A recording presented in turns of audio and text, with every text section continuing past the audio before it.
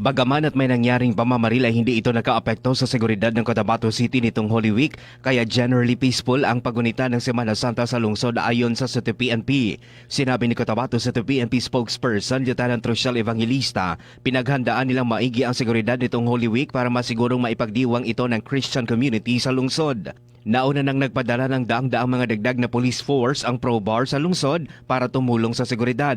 Partikular na tinutukan ay ang mga simbahan, paliparan, pantalan at mga pampublikong terminal. Hindi naman nagbaba ng alerto ang PNP lalo pa at pagkatapos ng Holy Week ay summer vacation na. Dagdag ni Evangelista na mananatili sila naka-alerto at tanging hiling lang nila sa publiko na agad mag-report kung may mga kahina-hinalang individual o galaw para mapigilan agad ang kanilang masamang pakay. Wala ho tayong major incident talaga reported. May mga minor concern lang tayo but it is not intended to destroy the integrity po ng pag-celebrate ng Holy Week. Kaagad-agad na address naman ito ng ating kapulisan.